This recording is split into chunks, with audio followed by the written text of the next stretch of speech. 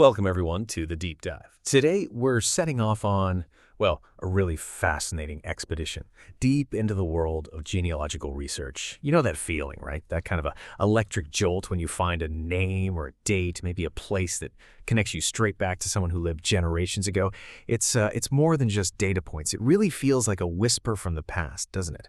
A connection that's deeply personal, like you're finding missing pieces of your own story. Now, for a lot of us, that whole journey starts online. And let's be honest, it often stays there. We spend hours scrolling through digitized census records, clicking database links, really hoping that every single piece of our family puzzle is just, a few clicks away. But what if some of the biggest insights, the really profound ones, the ones that hit you right here, what if they aren't on a screen at all? What if they're tucked away in, like old dusty files, or bound in those big leather ledgers you see? Or maybe carefully kept in physical archives, miles away from any server? Okay, let's really unpack this today. Yeah, and what's truly fascinating here is how much that digital-first way of thinking has really taken hold. It's understandable, of course. Online genealogy tools they've absolutely revolutionized how we start our family history research. Initial searches. Incredibly efficient now, but, and this is a big but, they are nowhere near exhaustive. Not even close, really. The sheer volume of historical documents that haven't been digitized yet is just, well, it's immense. You wouldn't believe it. So often, that one key piece of information you desperately need, maybe it's the link between two generations, or the answer to that nagging family mystery, or just the missing bit of a story.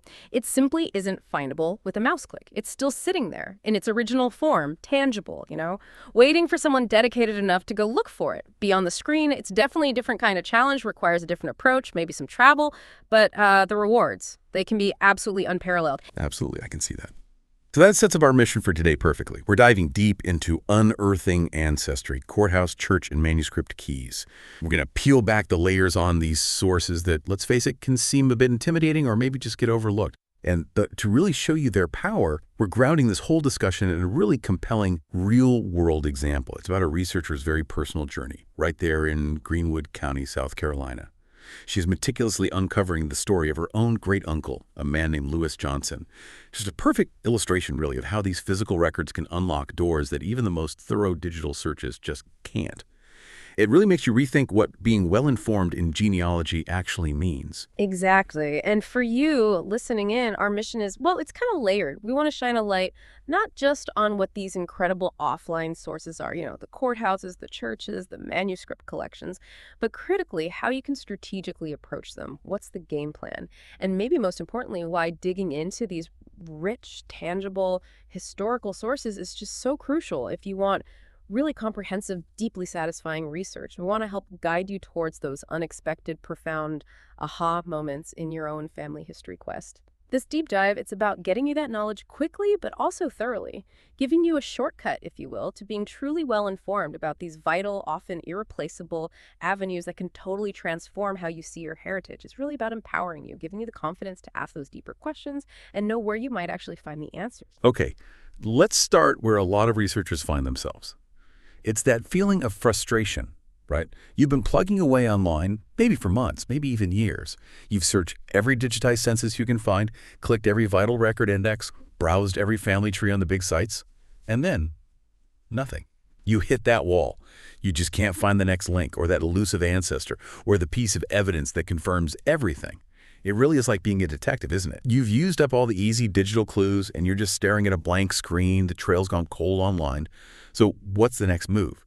When the internet, well, seems totally dry, that's the exact moment you realize, okay, maybe I need to go boots on the ground. Like that detective has to leave the office, hit the streets, talk to people, search actual places for clues that only exist out there in the real world. That's precisely it. And that's when courthouse records shift from being just another option to being fundamentally indispensable. You have to remember, for huge stretches of history, and in many places, especially before, say, the early to mid-1900s, official birth, marriage, death certificates, they often just didn't exist. Or if they did, they weren't recorded consistently by the government. Or even if they were, they haven't been digitized and put online yet. And this is exactly where the local courthouse becomes an absolute goldmine, a treasure trove trove of legal documents. Think about all the legal things that touched people's lives, from cradle to grave. Buying land, starting a business, settling an estate after someone died, becoming a citizen, suing someone, or even being sued or charged with a crime. Every single one of those interactions generated paperwork. And those records, usually kept meticulously in the county or parish courthouse. Pure gold for genealogists. They offer these unique insights into family relationships, economic status, social standing, often with surprising clarity and detail you just don't find elsewhere. Let's take naturalization records, for instance. These aren't just some dry immigration forms. For many immigrant ancestors, these papers are often the only surviving document that explicitly states their exact village or town of origin back in the old country. That's huge. When someone applied to become a U.S. citizen, these documents could reveal their full original name, sometimes spelled differently their previous country, and crucially, names of family members, spouse, children, sometimes even their ages or where they were born. You might find a declaration of intent first, then years later, a petition for naturalization, which often has even more biographical detail, and they usually include an oath of allegiance. Seeing that oath, it can feel surprisingly personal, like a direct glimpse into their commitment to their new life. Finding that specific village of origin, it can literally unlock entire family branches back in Europe or wherever they came from. It opens up a whole new continent of research possibilities. Then you've got civil and criminal records. Now, nobody really wants to find a black sheep necessarily. Haha, maybe not ideally. Right. But honestly, these records can be incredibly insightful about an ancestor's daily life, who they interacted with, their social circle, maybe even a bit about their personality or struggles. An ancestor might pop up as a witness in a dispute over a fence line or a small debt. Or maybe they were the plaintiff suing someone, or yes, maybe they were the defendant in a criminal case. Even a minor civil case, say, over water rights from a shared well, could list neighbors who might turn out to be in-laws or cousins. You never know. A criminal record, while maybe not flattering, could mention family members who posted bail, or it might hint at economic hardship or just the social norms of that time. Often, these records mention family members involved or impacted somehow, providing these unexpected connections. They can shed light on community standing or the challenges people faced. They add real texture, real narrative to what might just be a name and dates otherwise.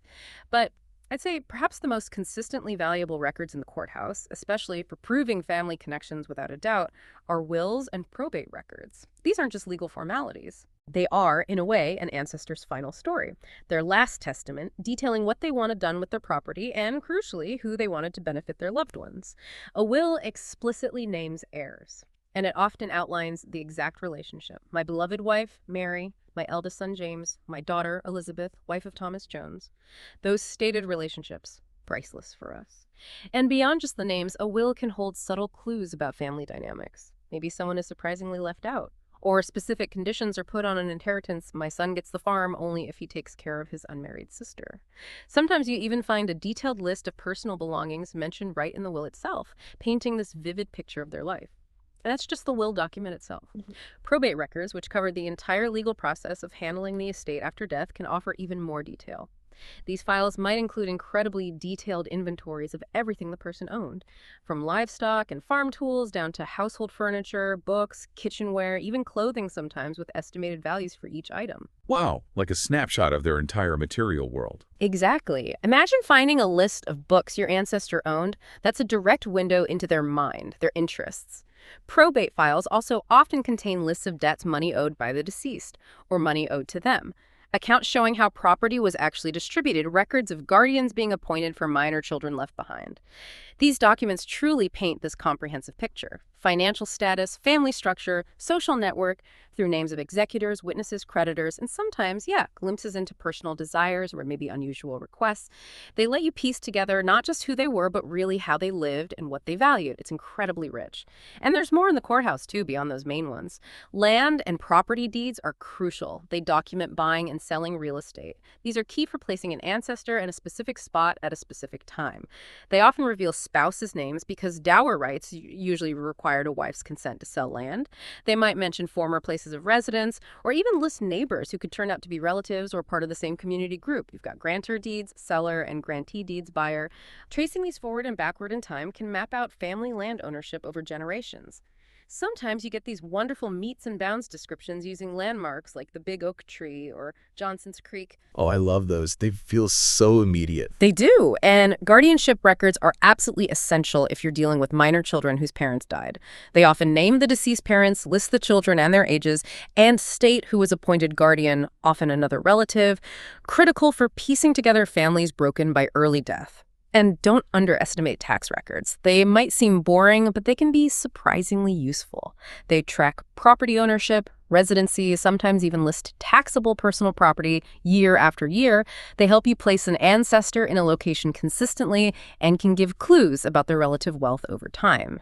Now, some of these, like deeds, are increasingly being digitized, but the vast majority, especially older ones or from smaller counties, still require an in-person visit or maybe hiring a local researcher who knows the ropes there. That's just an incredible range of possibilities, all waiting within those sometimes imposing courthouse walls.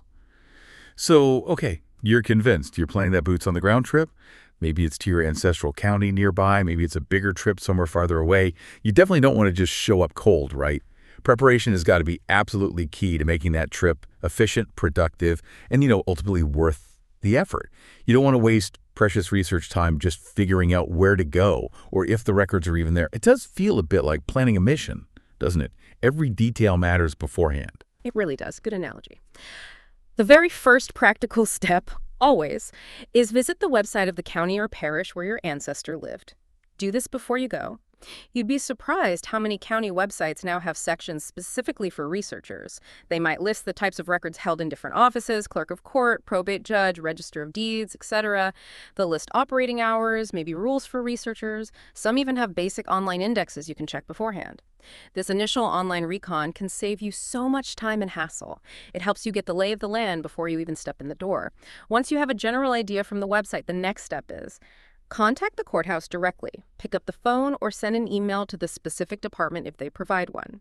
Don't be hesitant to ask specific questions. What are their current hours? Do researchers need an appointment, especially for older records? Are the records you want actually accessible to the public, or are there privacy restrictions? Do they have a dedicated research room, or will you be requesting files one by one from a clerk at a counter? Oh, and definitely ask about their policy on copying or photography. Can you use your phone camera? Do they have scanners? Are there fees? Knowing these logistical details up front can make the difference between a super productive day and a really frustrating one. Good point about the camera policy. Always good to know. Absolutely. And remember, the essentials to bring. Pencils are usually required. No pens near old documents. Plenty of paper or notebooks, your phone or camera, maybe even a small portable scanner if they allow it. And just understanding basic courthouse etiquette, handling documents carefully, being quiet, being respectful of the staff's time goes a long way. And the richness of detail you often find in the physical records themselves, it really can't be overstated. It goes beyond just the words on the page. Sometimes the document itself tells the story. The style of handwriting, the type of paper, the ink used, maybe little notes scribbled in the margins, things that provide context. These nuances often get lost when things are digitized, or they're just not captured at all if only an index is created online.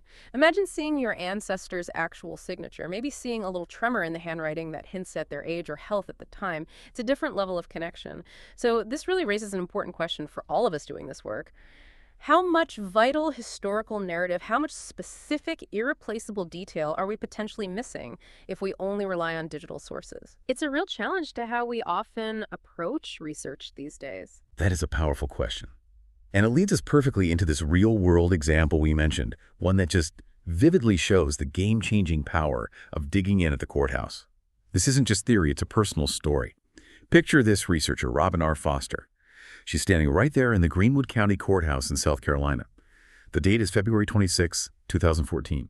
She wasn't just browsing. She was on a quest, a personal mission, driven by this desire to find out more about her great-uncle, Lewis Johnson. It's exactly this kind of dedication, committing to that boots-on-the-ground effort and the discoveries that follow, often surprising ones that really breathe life into the past and give you those incredible aha moments. Robin started her quest focusing on probate records. She knew their potential for confirming family ties and death information. So there she was, systematically going through this huge, heavy, physical index book. The title was General Index to Estates in Probate Court No. 1, 1895, July 1st, 1946. right there in the probate records office in Greenwood. She's carefully scanning the pages, running her finger down the lines, and suddenly a name jumps out. Lewis Johnson. Now, this wasn't just a random find, it was targeted. She was looking for him based on her existing family knowledge. Robin instantly knew this was likely significant. This specific Lewis Johnson was, in fact, her great-uncle. He was the brother of her direct ancestor, Lula Johnson Vance. Now, to be absolutely sure it was her Lewis Johnson, she cross-referenced this index entry with research she'd already done, specifically the 1900 U.S. Census. That census placed him squarely in Greenwood County, South Carolina, Cokesbury Township, to be exact. She had the details noted. Year 1900, roll 1530, page 15, ED 0072. All those crucial identifiers. And on that census, she also saw his wife listed as Ariana. Now, Robin knew her actual name was spelled Ariana. That little discrepancy was actually helpful confirmation. It showed how names could be slightly off in records, a common thing we all encounter. That kind of attention to detail is vital. Now, here's a critical piece of information Robin already had, which really guided her search in that index. She knew Lewis Johnson had died sometime before 1910. How? Because he wasn't on the 1910 census, but his wife, Ariana, was listed, and she was listed as a widow. Oh, using census records comparatively. Yeah, Smart. exactly. His absence in 1910 was a huge clue, especially since South Carolina wasn't consistently recording deaths civilly back then. So knowing he died between 1900 and 1910 allowed her to focus her search in that massive probate index. She could narrow it down, and that precision led her directly to the entry for Greenwood County Estate Packet 646's for Johnson Lewis. She requested the actual physical packet, and when they brought it out, right there on the outside cover, she saw Mrs. Ariana Johnson's name along with the filing year, 1909. Bingo. That definitively confirmed she had the right habit. Lewis Johnson, the one who lived from roughly 1865 to 1909. Imagine the feeling, holding that packet, knowing it contained her great-great-uncle's last wishes. Must have been incredible. You can just feel that sense of discovery, can't you? Holding that piece of paper. It's not just data on a screen anymore. It's a tangible link, a physical piece of history that's been waiting over a century. And here's where it gets really interesting, beyond just finding the record itself. For Robin's family, this was the very first time anyone had ever found a will for any Johnson ancestor. Think about the personal weight of that. It goes way beyond just facts and dates. It's like touching a piece of your family's actual legacy, something thought lost to time, unearthed purely through dedication. It shifts from just research to a real connection. It truly was a breakthrough moment for her family research, a huge find. So, as Robin carefully opened the packet and started reading Lewis Johnson's will, the very first surprise was where it said the will was actually made. It clearly stated that Lewis had drawn up his will in Spartanburg County, South Carolina, not Greenwood, where he died and where the estate was being probated. Oh, interesting. A different county entirely. Exactly. That single detail immediately threw open a brand new, unexpected avenue for more research. It suggested Lewis had significant ties, maybe even lived for a time in Spartanburg, even though he died and his estate was handled in Greenwood. It's a perfect example of how one tiny piece of information in a primary source can suddenly branch off into multiple new research paths, forcing you to look beyond where you initially thought you should be searching. You have to follow those unexpected clues. Now, the will itself, it was packed with specific details invaluable for genealogy. Lewis clearly instructed that all his funeral expenses and any just debts should be paid with the most convenient speed. Shows the sense of responsibility, wanting things settled quickly. Then he bequeathed his entire estate, everything he owned, real estate and personal property, to his beloved wife, Ariana Johnson. That was pretty standard, ensuring she was taken care of. But what was genealogical gold was the next part. The will explicitly laid out what should happen after Ariana's death. All this property would then pass to his children. And here's the amazing part. The will listed all 9 children by their full names. Ariana Martin, Charles Samuel, Carrie L., Elizabeth, Walter, Henry Ulysses, Willie Evanor, and Hattie Johnson. 9 names. Wow, that's fantastic. All listed right there. Fantastic is right. Plus, Lewis named Ariana Johnson as his sole executor, giving her the legal power to manage everything according to his wishes. And the will was formally witnessed on September 10th, 1909. That gives a precise date for when he finalized these wishes, likely not long before his death later that year. Analyzing the significance of this will, it's huge for research. Each piece is critical data you often struggle to find online. First, it absolutely confirms the exact relationships. Lewis, Ariana, and all 9 children. Parentage proven for each one. That's foundational. Second, it pins down the time frame for his death witness, September 1909, probated 1909. Very precise. Third, you get the full names of all 9 kids, including a married name for one daughter, Ariana Martin. That's another lead right there to trace her line forward. And lastly, just mentioning estate and property tells you he wasn't destitute. He owned things of value. which naturally makes you think, okay, what property? Let's look for land records next. It's like a legal snapshot of the family unit, frozen in time in 1909, offering so many potential directions for more digging. That really is incredible. It's one thing to see a scanned image of a document, maybe on microfilm or your computer screen, just a picture of the real thing. But it's a completely different experience almost. Reverent, maybe, to actually hold, or at least be right there with, the physical piece of paper. Even if traveling isn't always easy for everyone, just knowing you're looking at the actual document your ancestor handled or created or that decided their fate, there's this profound sense of connection. It's almost tangible. That's where those real deep aha moments happen, I think, when the past stops feeling like distant data and feels more like a living story that you've just stepped into. The paper, the ink, the folds, they tell their own story. That connection is absolutely real, palpable, and it often fuels the motivation to keep going, doesn't it? So now Robin is armed with this precise knowledge from Lewis Johnson's will, especially that mention of his estate and property. The next logical step, the next breadcrumb on the trail, was to follow that lead directly to the land records, specifically the deeds. The will said he had property, and it outlined how it should eventually be distributed. So the next question is, what property exactly? And what happened to it right after he died? It's about connecting the dots in their material world. Exactly. The will sets out the plan for the property, but the deeds show the actual action, right? Yeah. That's where you find the concrete details of who owned what and when it changed hands. Precisely right. So after discovering the will in the Greenwood County Probate Records Office, Robin just moved down the hall. She went to the clerk of court's office. That's a really common setup in courthouses. Different types of records, often kept in different departments, but usually in the same building. Makes sense. Her strategy was clear, very methodical.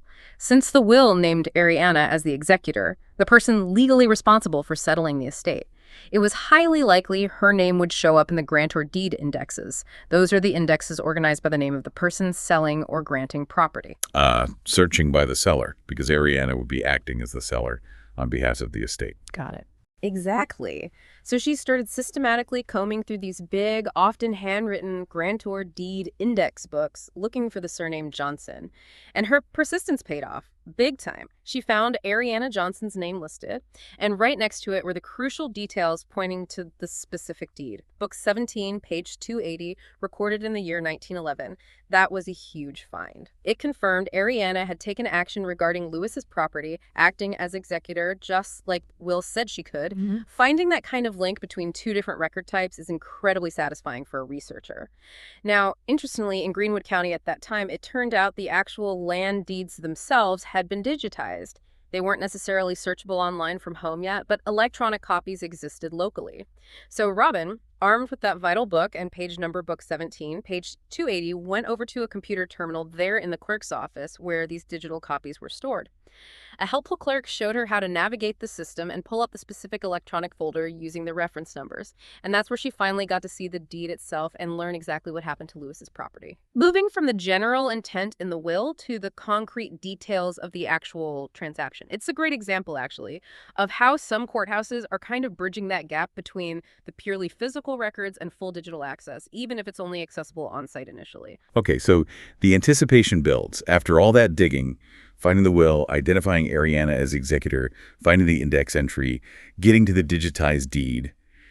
What did it actually reveal? What was the story behind that land sale? Well, the deed itself was incredibly explicit. It was almost like a little narrative summary, and it filled in some crucial blanks about Lewis Johnson's final affairs. It started with this preamble stating, and I'm paraphrasing slightly here, whereas my husband, Lewis Johnson, died on October 1st, 1909, leaving a last will and testament which has been duly probated. And whereas under the said will I have been appointed executive. So right there, it confirms his death date again and validates the will she'd already found. But then it went on to clarify the reason for the sale. And whereas one of the provisions of the said will empowers me to sell all real and personal property for the purpose of paying debts, and there is a mortgage on the said real estate which must be paid, and it is for the best interest of myself and children that the said real estate be sold then. So there was a mortgage. Debts needed paying. Exactly. It clearly spelled out the motivation. She needed to sell the property to pay off existing debts, specifically mentioning a mortgage on that land. And significantly, it states the sale was deemed for the best interests of myself and children. That gives you real insight into the family's financial situation right after Lewis died, and Ariana's focus on securing her children's future. The deed also gave the transaction details. About 90 acres of land were sold, and the price was $2,730. That money went towards paying off those debts. So while this deed absolutely answered the question of what happened to the property and why it was sold, it also, as good records often do, immediately raised several new, really interesting questions. It opened up fresh avenues for even more research. Classic genealogy cycle. For instance, finding this sale immediately makes you wonder, where's the record of Lewis buying this property in the first place? Or where's the record of him taking out that mortgage? Finding those earlier documents could tell you when he acquired the land, who he bought it from, maybe reveal more about his financial history, or even where he lived before settling there. And here's another fascinating little detail that popped up. The deed explicitly spelled his name Louis, L-O-U-I-S Johnson, whereas other records like the census or the will probate index use Lewis, L-E-W-I-S. A spelling variation. Always tricky. Always. It immediately raised that critical question, which spelling is actually correct? Or did he maybe use both?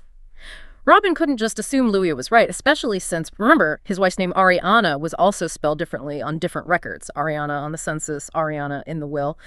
It's such a crucial lesson for all of us. You have to be flexible with name spellings. Never assume one document has the definitive version. You need to look at multiple sources, ideally find signatures if you can, to figure out the most likely or preferred spelling. And finally, finding this deed, knowing property was sold to pay debts, it naturally leads to the question, was there an estate inventory filed as part of Lewis's probate packet? If such an inventory exists, it would list all his possessions at death: furniture, tools, livestock, crops, everything. That would give an even more intimate, vivid look into his daily life, his occupation, his economic standing. Another potential treasure hunt within the probate records. That really is the perfect illustration of the cycle, isn't it? Every single answer you painstakingly uncover doesn't just neatly tie things up. It almost always opens up several new doors, points you down paths you hadn't even considered before. So what does this all mean for your own research? Well, it means every answer, every solved puzzle is really just a valuable clue. It's a signpost pointing towards the next step, pushing your research forward in ways that are often unexpected and honestly, deeply rewarding. It truly is a journey of continuous discovery. Precisely. Yeah. And the key takeaway from Robin's whole research journey in Greenwood County is just so powerful and applies everywhere. It's this. A huge amount of critical, foundational information was found offline, specifically right there in the probate records office and the clerk of court's office, records that simply were not available online when she did her research. It absolutely hammers home the advice. If your online search hits what feels like a brick wall, or if you're really seeking those deep, granular, personal details about your ancestors' lives, you absolutely have to consider exploring physical archives. The depth of information waiting there offline is often just unparalleled. It offers context and clarity that digitized indexes alone simply can't provide. The effort involved, it's so often richly rewarded with breakthroughs. Okay, so we've spent a good bit of time really digging into the incredible value hidden in courthouse records, using that fantastic Lewis Johnson case study. But what about other places, beyond the legal system? What other physical locations, maybe ones we overlook or think of as long shots, might hold crucial clues about our ancestors' lives? Where else should researchers be thinking about looking, beyond the county courthouse, for those tangible offline sources? That's an excellent question, and a crucial one, because the courthouse, while absolutely vital, is just one piece of a much bigger historical puzzle. Another incredibly valuable source, sometimes even more crucial depending on the time period and location, especially where civil vital records are sparse or non-existent, are church records. For centuries, really, and for countless families across so many cultures, the local church wasn't just for Sunday service, it was the absolute hub of community life. And they often meticulously documented major life events, births or baptisms, marriages, deaths, or burials. Events that the government either didn't record at all back then or did so very inconsistently. Now, the first steps to using church records effectively are logical, but you really have to do them right. First, you need to try and figure out your ancestors' religious denomination. Were they Baptist, Methodist, Presbyterian, Catholic, Quaker, at Lutheran? Something else entirely. And this isn't always obvious. Families moved, affiliations changed over time. Right, you can't just assume based on recent generations. Exactly. Don't assume they were always Baptist, just because the family is Baptist today. Practicality often played a huge role, as we'll discuss. So, once you have a solid lead on a likely denomination, the next vital step is to research how to access records for that specific denomination. Their archiving practices and where records ended up can vary wildly. For example, Catholic dioceses often have really extensive centralized parish registers. Quaker meeting records might be held in specific Quaker historical collections or university archives. Methodist circuit rider records might be scattered. You have to understand the structure of that particular church body to know where to look. The information you can find in church records can be just astonishingly detailed and revealing. You might find actual membership records lists showing when people joined or left a congregation. Sometimes these even note where they came from, previous church town name, or where they were going, dismissed by letter to, which is pure gold for tracing migration. Oh, finding a dismissed by letter note would be amazing. Yeah, wouldn't it? Then you have the records documenting life events. Marriages, baptisms, or christenings, confirmations, burials. These are invaluable for rebuilding family units, confirming relationships, pinning down dates and locations that might be totally missing from civil records. Baptismal records, for instance, often name godparents. And who were godparents, usually? Close relatives or very close family friends. So that gives you clues about the wider social network. Burial records can sometimes be more detailed than death certificates, maybe noting cause of death, last residence, or even listing family members who attended the funeral. And beyond the direct family events, you might find ancestors mentioned in other church documents too. Maybe in the records kept by the clergy themselves, like a pastor's diary, or on lists of donors to the church hinting at their financial status or community involvement, or even within a written history of the church itself, which provides rich context about their community and spiritual life. Maybe your ancestor served on a building committee or taught Sunday school, small details that add color. Now, when you're actually searching for these records, where do you look? Many archives now have online finding aids or specific genealogy guides for church records in a particular state or region. So start there. Good places to check for information about church record repositories include university archives, especially those with strong regional history programs or theological libraries. They often collect historical church documents. Historical or genealogical societies, they frequently focus on local records and might have transcribed or indexed church records for their specific county or town. And of course, dedicated church archives for the larger denominations, which often have central repositories holding records from many individual congregations. And don't forget smaller local historical societies. They might hold the only surviving copies of records from churches that closed down decades ago. It pays to look broadly. Okay, now, you touched on this earlier, but let's circle back to that common assumption many of us make. Oh, my family was always Methodist, or they were definitely Catholic, just because that's the tradition passed down through recent generations. It seems like a safe bet, right? It seems logical, but honestly, it can be a major roadblock in your research. You absolutely cannot assume religious continuity over long periods or across migrations. Think about it. If your ancestor moved to a new area, especially a frontier settlement or just a sparsely populated rural area, there might not have been a church of their preferred denomination nearby, not one they could easily get to. In those situations, families often did the practical thing. They attended the only church that was available in town, or maybe the one that had an actual minister visiting regularly, even if its doctrines weren't exactly aligned with their own deeply held beliefs. Practicality over preference. Yeah. Makes sense. Totally. Maybe it was the only place offering schooling for their kids. Maybe it was the main social center for the community. If we connect this to the bigger picture of our ancestors' lives, we have to realize they were constantly adapting to the realities of their environment. Religious availability was a huge part of that. I personally know of a case where a researcher spent years looking for their ancestor and Presbyterian records, absolutely convinced that was the family tradition. Fruitless searching. Then, completely by chance, looking through original records from a Methodist church in the same area, boom. There was their ancestor, faithfully recorded baptisms, membership, everything. Why? Because for the first 10 years in that new settlement, the Methodist circuit rider was the only clergy member visiting regularly. There just wasn't an established Presbyterian church yet. It just powerfully underscores the need to be open-minded, be flexible, follow the actual evidence wherever it leads, even if it contradicts your preconceived family stories. Don't let assumptions limit your search. That's a fantastic story, and a really humbling reminder about practicality back then. It definitely makes you wonder what other assumptions we bring to the table.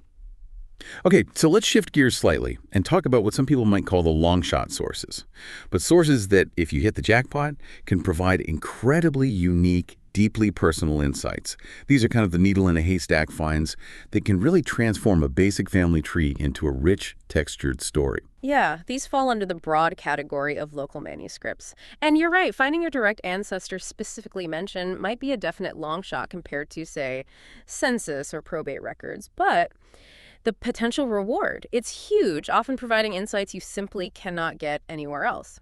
What are manuscripts? They're typically unique, unpublished materials, original handwritten documents, collections of personal letters, diaries, business account books, records from local organizations, things like that. Where do you find them? The main repositories are universities, especially in their special collections or archives departments, larger public libraries, and museums that focus on local or regional history. They actively collect these kinds of materials.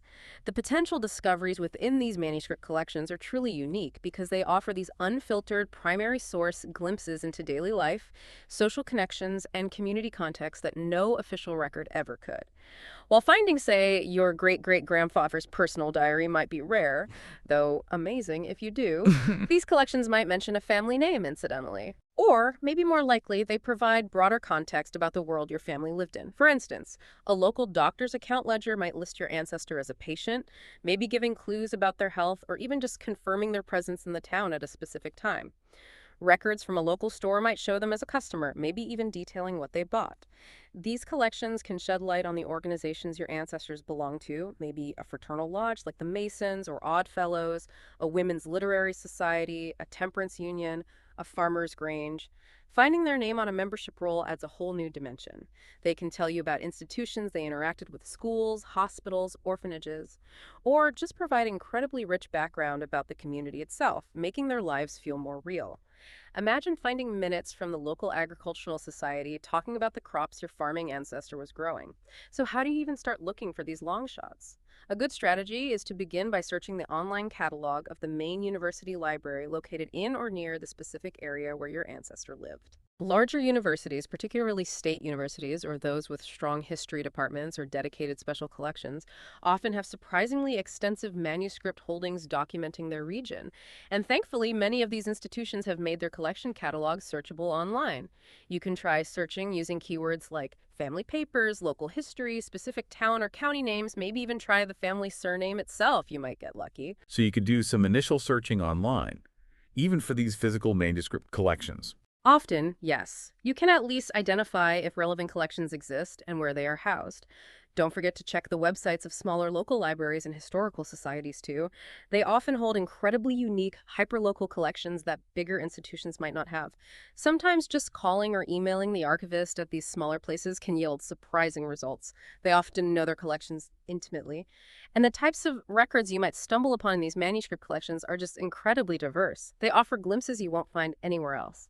Things like journals or diaries kept by someone else in the community, giving firsthand accounts of daily life, local events, weather, social visits, even personal opinions that might mention your family or their neighbors. Unpublished biographies or biographical sketches of local prominent citizens, maybe your ancestors mentioned briefly as an employee, a friend, or a business associate. Locally written, unpublished church histories that might list early members, pastors, or describe key events in the church's life where your family might have been involved. Private genealogies compiled years ago by other local families. These need to be treated with caution, as they aren't primary sources, but they can contain valuable clues or point you towards records you hadn't considered.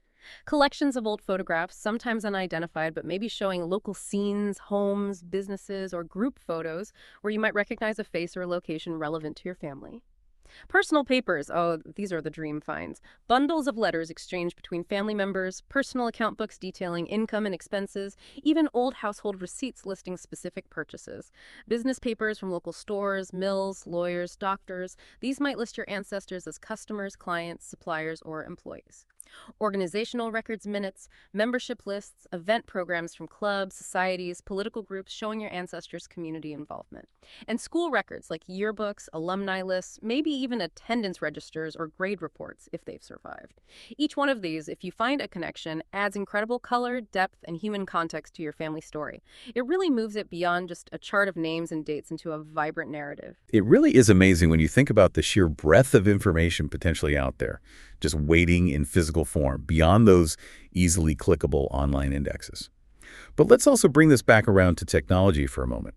Because while we've spent a lot of time emphasizing the incredible value of the offline world, the physical archives, online tools are constantly evolving too, aren't they? They're always trying to bridge that gap between the physical and the digital. Yeah. So how do these newer developments fit into this whole picture?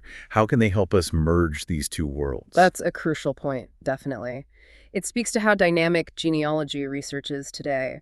While we've really hammered home the, frankly, irreplaceable value and depth you get from physical records, technology is constantly improving access. It's making more of those previously offline-only materials available right from our homes.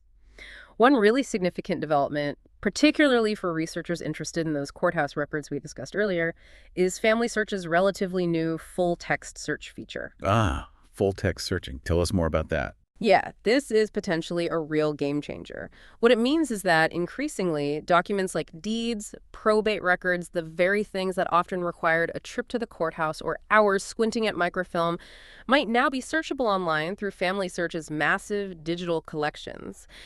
And the key difference is this feature attempts to search the actual text written within the documents themselves, not just relying on limited index entries created by someone else. It uses optical character recognition, or OCR technology, to read the handwriting or typing on the digitized images. This development creates this incredibly powerful link between the physical archive world and the digital convenience of searching from home. It's like going from just reading the title on a book cover to being able to search every single word inside the book. Now, it's important to note, this capability is still growing. The accuracy depends heavily on the quality of the original document, the handwriting, and how well the OCR technology interprets it. So you definitely still need to look at the actual image yourself and verify what the search finds. Human review is still essential, but the potential is just immense for uncovering dimensions you'd never find through an index alone. If you want to learn more about how to actually use this feature effectively and see how it can help uncover information in deeds and probate records specifically, there's a really great practical resource available. You can check out an article at https://genealogyjusttask.substack.com/acha for covering-Beverly-Vance, utilizing it's from Robin Foster's Genealogy Just Ask on Substack. She walks through using it. It's a perfect example of how experienced researchers are sharing tips and helping the rest of us navigate this constantly evolving landscape. But, and this is important context, while these tech developments are incredibly exciting and they can absolutely save huge amounts of time, travel, and effort, they don't completely negate the value of physical research. They don't replace the deeper connection you sometimes feel engaging directly with historical documents, or the broader context you gain by exploring all the records available in a local archive, not just the ones digitized or OCR'd yet. That balance, I think, between leveraging the amazing convenience of online tools and understanding the unparalleled depth you can get from offline research, that balance remains absolutely key to achieving truly comprehensive genealogical success and really understanding your family story in all its rich complexity. So wrapping this all up, what does this all mean for you, whether you're just starting out in your family history journey, or maybe you're a seasoned researcher who's feeling stuck on a particular branch? Well, it means that a truly comprehensive approach to unearthing your ancestry, one that intelligently blends the incredible power and convenience of online tools with the rich, often surprising, and deeply personal depth found in physical records. Those records waiting in local courthouses, hidden away in church archives, preserved in manuscript collections. That combined approach is undoubtedly going to yield the most profound, the most accurate, and ultimately the most fulfilling results. It really means embracing the entire spectrum of discovery available to us. So just to recap our deep dive today, we really explored the vital role courthouse records play, especially when online sources hit a wall. We looked at specific examples like naturalization papers, civil and criminal cases, and especially those invaluable wills and probate records. That compelling Lewis Johnson case study perfectly illustrated how a boots-on-the-ground visit to the Greenwood County Courthouse uncovered a foundational will, a crucial land deed, and just countless new leads things that weren't readily available online. Then we broadened our view, looking at the immense value of church records for filling in vital record gaps and the potential, even if it's a long shot, for finding incredibly rich personal insights in local manuscript collections, things like journals, business papers, organizational records. And finally, we touched on those exciting new developments in online search, like full-text searching, recognizing that the future really lies in smartly integrating both the digital and the physical worlds of research. Ultimately, it's all about forging those personal connections, isn't it? Finding those moments of real clarity, those aha moments that bring your ancestors vividly to life, not just as names on a chart, but as real people with complex stories worth uncovering. Exactly. And that's really our challenge to you listening today. Don't let a digital dead end be the final chapter for your family story. Really consider these diverse avenues, the courthouse, the church archives, the manuscript collections in your own research pursuits. Remember that knowledge, in genealogy, as in life, is most valuable when it's not just a collection of facts, but when it's truly understood, put into context, and thoughtfully applied. And know that exploring multiple perspectives, looking at your family through the different lenses provided by different types of records, will always enrich your understanding of their past in ways you might never have imagined. It's about building that complete, nuanced picture. So we hope this deep dive has sparked your curiosity, maybe given you some new ideas, and fueled your motivation for your next research adventure. Just think, what piece of your own family's unique story, what irreplaceable detail or connection might be waiting right now, undisturbed in a dusty archive box or a forgotten church ledger, or tucked away in a collection of old letters? Just waiting for you. Perhaps just one research trip, or maybe even just one phone call or email away. Go find it.